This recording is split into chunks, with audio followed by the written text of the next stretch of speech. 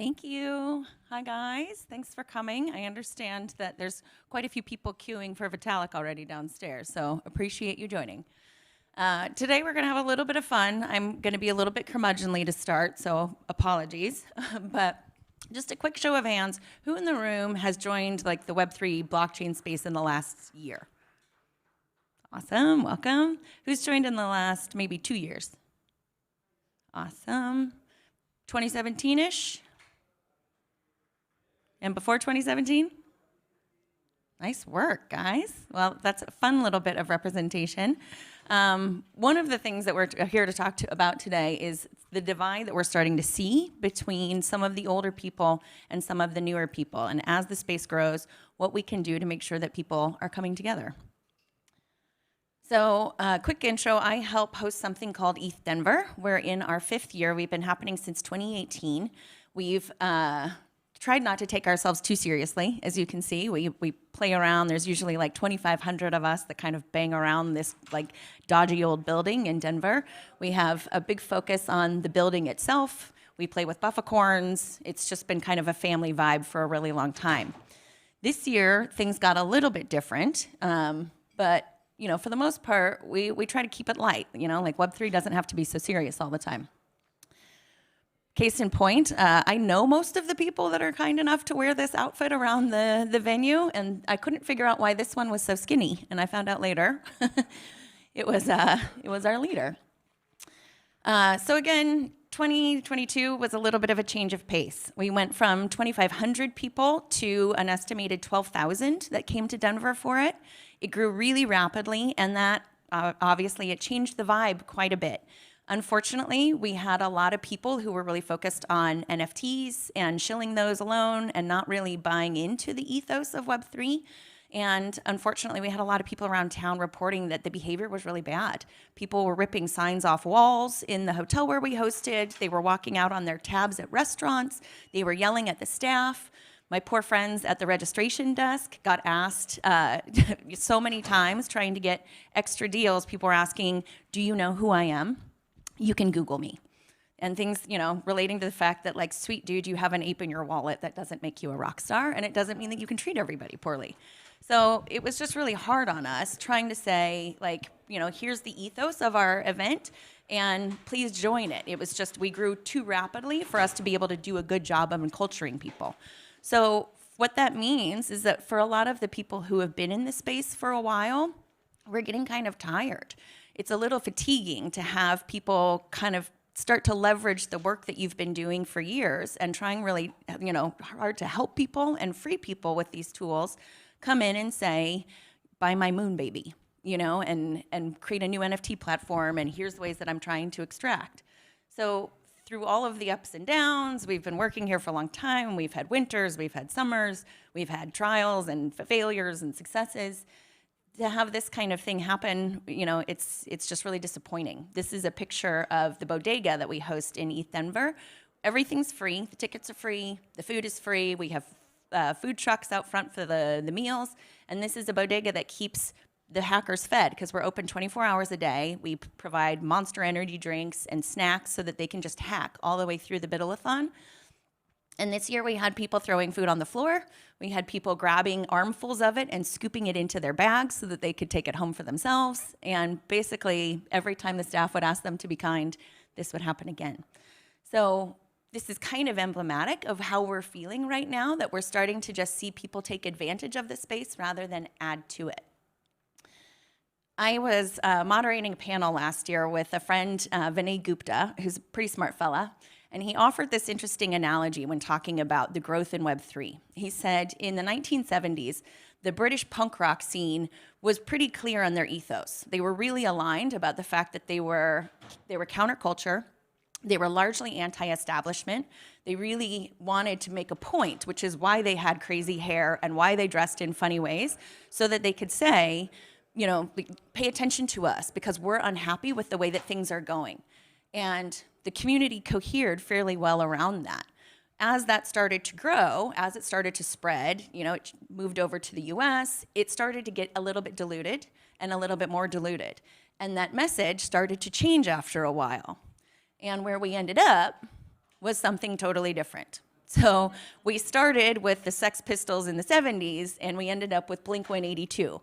Now, that same movement hit the mainstream. Punk rock kind of made it.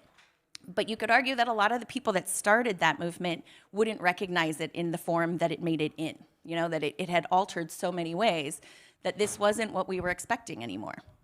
So a lot of those people feel like, even though we made it, in some ways we failed. And then this is just my happiness that the third top mark was that it's crappy punk rock. That made my heart happy. So, you know, as we get back to, you know, some of the core tenets of why decentralization matters, you know, it's kind of depressing to think about if this punk rock movement could be where we are, and if that analogy is accurate, and we're going to hit the mainstream in a way that we don't recognize it anymore. And the people that have been here from the, you know, early days talking about freeing people from inflation. You know, the talk that just happened in this room right before was about, you know, like 90% inflation in Argentina over the last 10 years. This is what this was about. And, you know, would we see maybe the, you know, the creator of Bitcoin actually, could he have foreseen NFT shilling coming? I do think it's a man. But I also really believe that the Satoshi is female movement that ethos is something that we have to keep alive here. That, you know, the movement about peer-to-peer technology being community up rather than top down is something that hooked me really early. Like, this is something that we're doing for us, by us, to support each other. And that needs to stay, you know, a tenet that we move forward with and that we enculture as we go. So you know, for the people that are coming in who are interested in NFTs, awesome. We're happy to have everybody. Everyone here is welcome. And it's our job as a community to make sure that that decentralist ethos continues and we move away from this kind of behavior that's all about extraction rather than addition. That we continue to talk about why this space matters. So I believe that in the punk rock analogy, we are slightly in the Ramones era of the movement. Like, we've come over, it's still pretty dingy and awesome. And before we go the way of Blink-182, let's kind of keep it back on track. That said, I'm not trying to pretend that blockchain has always been awesome and free of this stuff and that NFT shilling is new. Because the people that have been around for a while remember things like Banana Coin and people trying to put Wi-Fi on the blockchain back in 2018 and a whole slew of plagiarized ICO white papers. So it's not to say that old is awesome and new is challenging. It's just to say we really do need to focus on keeping the ethos alive for everybody. And as we move forward, yes, DeFi games are awesome. Yes, talking about new ways to invest is great.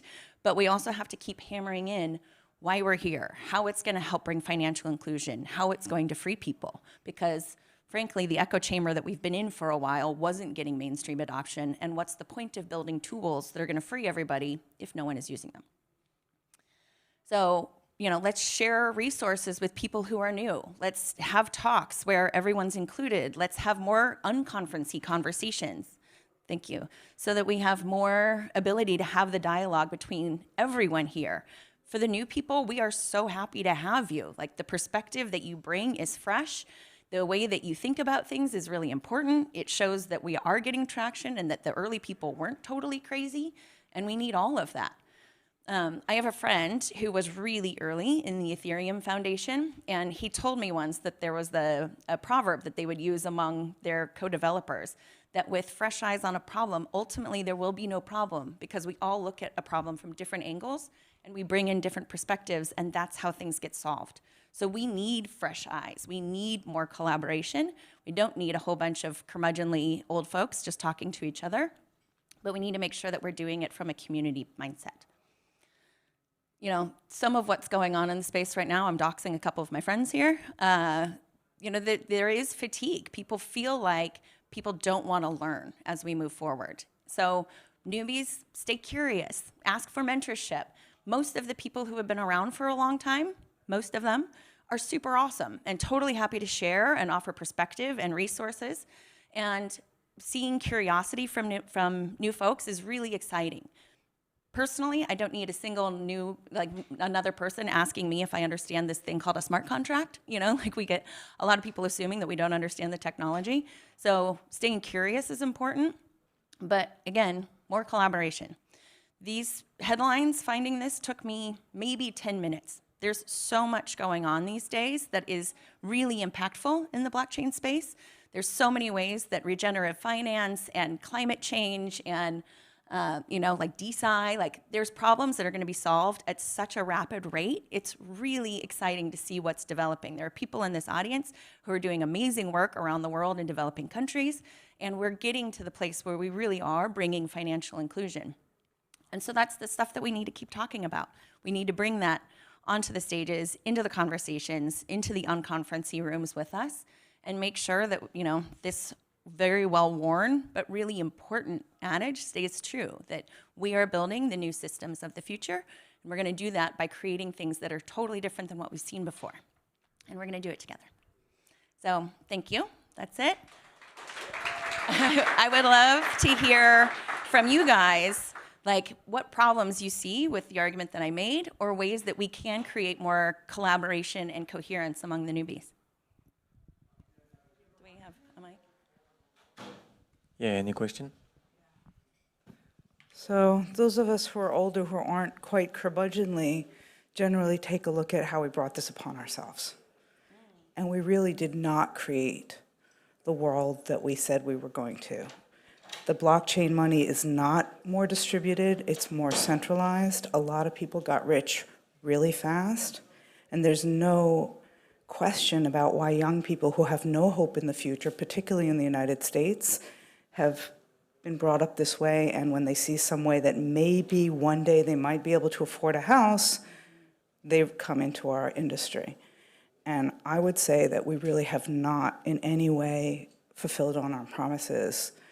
Those headlines, yeah, I know they took you 10 minutes, but if you look deeper into that, a lot of financial inclusion ends up creating more and more inequality even among those places. We've also created an industry that has pretty much mimicked the absolute worst of Wall Street in terms of centralization of power, in terms of speculative instruments, and we only have ourselves to blame for all of this. And also in terms of our industry is 99% financial capital and maybe 1% productive capital, which is even better than Wall Street was able to reach. So I think we only have ourselves to blame, and we have to wake up and actually start doing good, every one of us. And I understand the need to give artists reasonable compensation, but that's not exactly what happened. All right, challenge to the community. Who's going to counter? In the back? One last direction. It's not really a question, it's more a statement to add on to it. I think this is naturally part of the industry. I remember 2016, there was barely any events. 3 years ago, FCC, there was no side events. I think the shit, if you want to call it that, will naturally go away. I also think partly of that is FOMO in this industry, where nobody really wants to miss out on an opportunity, and still nobody really says what true decentralization is. So for example, a DAO, it's not really a DAO. It's the founders, it's the team, it's the investors. And I think if people speak about this more, then we might come to kind of an ideal solution. Yeah. Agreed. And one of the arguments, let's speak about it more. Let's find solutions. I think you're right that we've always had, pardon the language, but we've always had shit in space. Kevin Owocki the other day was talking about impact and saying there's so much good going on. He just released a book on impact DAOs. I think there were 140 of them that were featured. And we have crypto zombies taking up the headlines, right? So it's on us to make sure that we're doing good things. Are we at time? Thank you.